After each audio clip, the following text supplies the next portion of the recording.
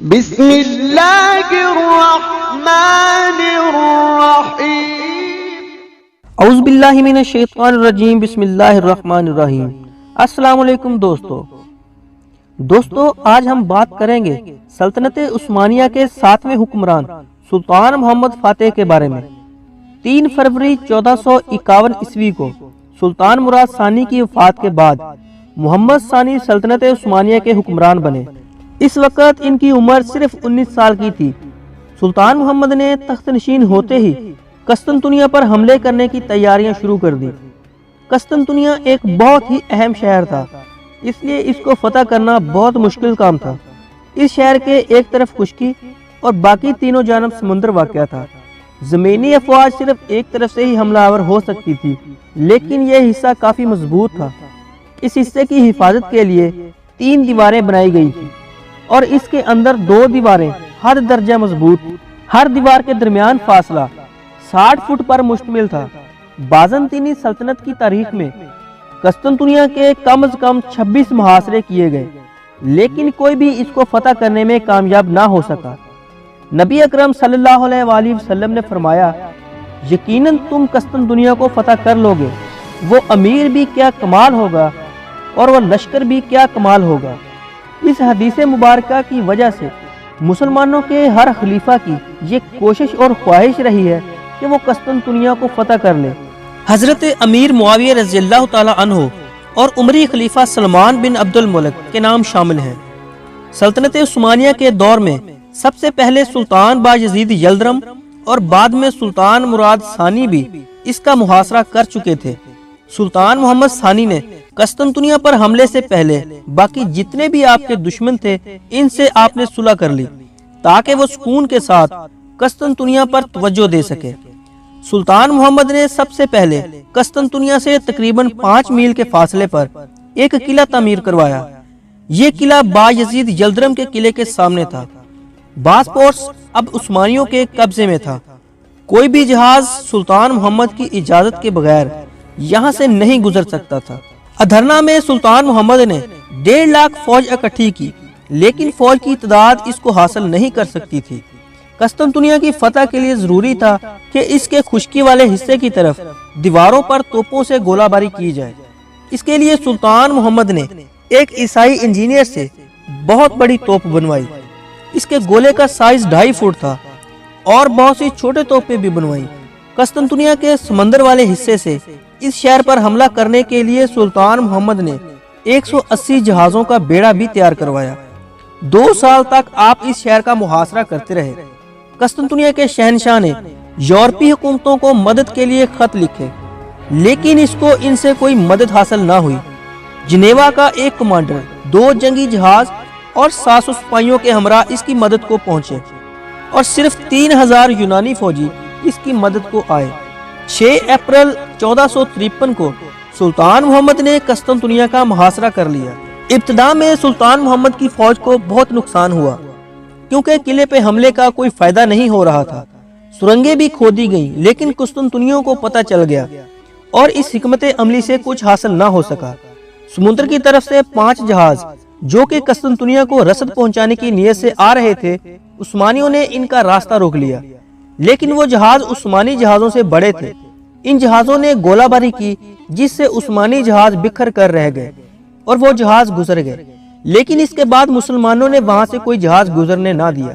سمندر کی طرف شاخ زریں جسے گولڈن ہارن بھی کہا جاتا ہے، باسفورس کی ایک قدرتی خلیج تھی جو شہر قسطنطنیہ کے یورپی حصے کو 2 حصوں میں تقسیم کرتے ہوئے ایک قدرتی بندرگاہ بناتی ہے۔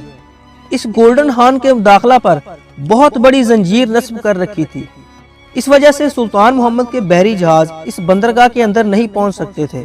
مگر پھر اللہ تعالیٰ نے سلطان محمد کے دماغ میں ایک ایسی ترغیب ڈالی کہ جس نے اپنے وقت کے سب سے بڑے معجزے کو جنم دیا۔ بختاش کی بندرگاہ سے گولڈن ہارن کا خشکی کا راستہ تقریباً 3 میل تھا۔ سلطان محمد نے حکمت عملی بنائی کہ کسی طرح جہاز گولڈن ہارن پہنچ سکے، مگر یہ راستہ ہموار نہ تھا۔ یہ راستہ چھوٹی چٹانوں پر مشتمل تھا، لیکن عثمانی فوج نے اسے بہت محنت کے بعد ایک ہموار راستے میں تبدیل کر دیا تھا۔ رات کی تاریکی میں لکڑی کے بڑے بڑے تختوں کو چربی سے چکنا کر کے اس پر سے بحری جہاز گزارے گئے۔ یہ تمام کام سلطان محمد کی زیر نگرانی میں انجام پایا۔ اہل قسطنطنیہ جو اب تک خود کو ناقابل تسخیر سمجھ رہے تھے، جب صبح اٹھے تو گولڈن ہارن کے ساحل پر عثمانی جہاز رواں دواں دیکھے۔ یہ ایک ایسا کارنامہ تھا جس نے پوری دنیا کو حیران کر دیا، ایک ایسا کارنامہ جس نے سلطان محمد فاتح کو وہ سعادت نصیب فرمائی جو ان کے اجداد سمیت دنیا کے کسی فاتح کو حاصل نہ ہوئی۔ رومیو میں ایک کہاوت مشہور تھی کہ قسطنطنیہ تب فتح ہوگا جب بحری جہاز پہاڑوں پر چلیں گے۔ اس کا مطلب وہ قسطنطنیہ کو ناقابل تسخیر سمجھتے تھے۔ اس منظر نے رومیو کو کافی حد تک مغلوب کر دیا۔ اب سلطان نے اور تیزی سے حملے جاری کیے۔ عثمانی نہ تو خود سوتے تھے اور نہ ہی اہل قسطنطنیہ کو سونے دیتے تھے۔ توپیں دن رات آگ برسا رہی تھی۔ بالآخر سلطان محمد نے ایک زبردست حملے کا منصوبہ بنایا اور اپنے سپاہیوں کو تلقین فرمائی کہ ہو سکتا ہے کہ حضور اکرم صلی اللہ علیہ وسلم نے جس بہترین لشکر کی بشارت فرمائی تھی وہ ہم ہوں، چنانچہ ہم سے کوئی غیر اخلاقی کام انجام نہ پائے۔ ہم اگر شہر کو فتح کر لیں تو کسی عام شہری، عورت اور بچوں کو نقصان نہ پہنچانا اور نہ ہی کسی کی عبادت گاہ کو تباہ کرنا۔ دوسری طرف شہنشاہ قسطنطنیہ نے اپنی عوام سے تقریر کی کہ اگر میں اس جنگ میں مارا جاؤں تو اپنی آخری سانس تک اس شہر کی حفاظت کرنا اور عثمانیوں کے خلاف جان کی بازی لگا دینا۔ اس تقریر کو سننے والی ہر آنکھ اشکبار تھی۔ تقریر کے بعد شہنشاہ قسطنطنیہ جنگ کے لیے نکل پڑا۔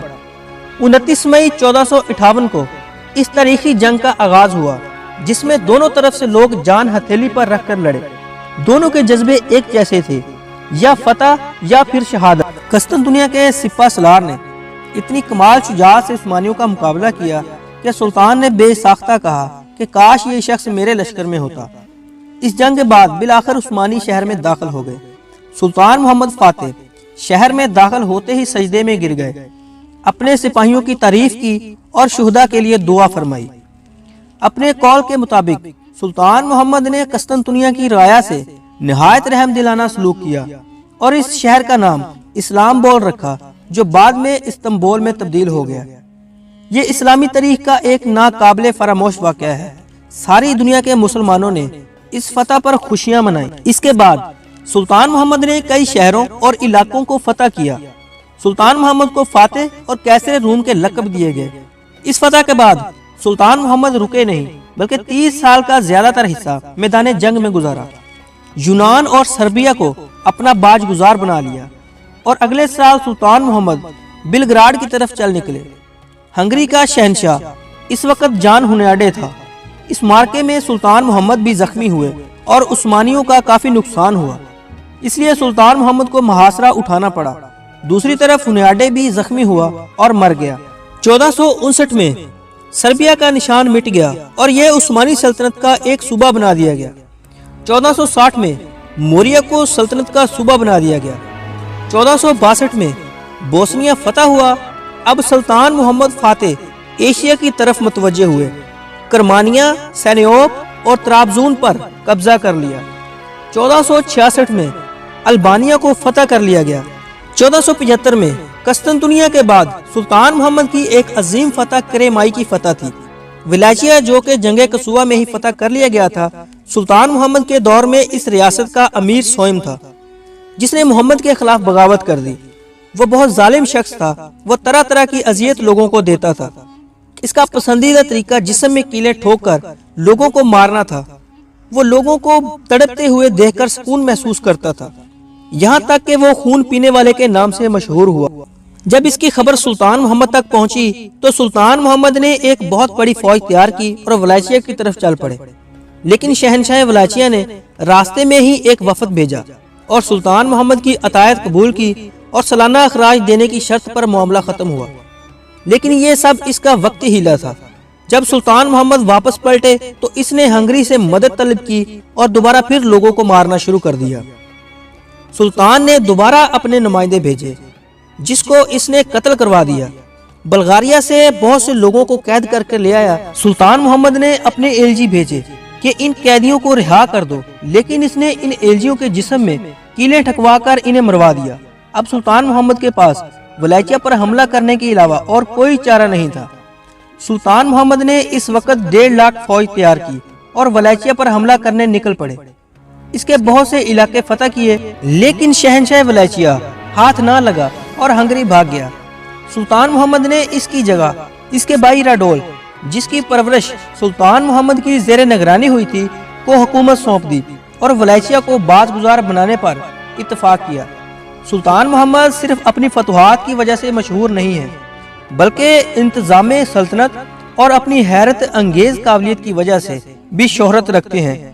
اس لیے انہوں نے جس شہر کو بھی فتح کیا، اس کے اندر مساجد، تعلیمی ادارے اور مدارس بنوائے، باقی کے تمام مسائل کو حل کیا۔ ان کے دور میں عثمانی بندرگاہیں دنیا کی بہترین بندرگاہیں بنی۔ آپ نے پہلی مرتبہ سلطنت عثمانیہ کے لیے باقاعدہ قوانین مرتب کیے۔ 2 مئی 1481 اس عظیم و شان سلطان کی وفات کا دن ہے۔ وفات کے وقت آپ کی عمر 59 سال تھی۔ آپ کو استنبول میں ہی دفن کیا گیا۔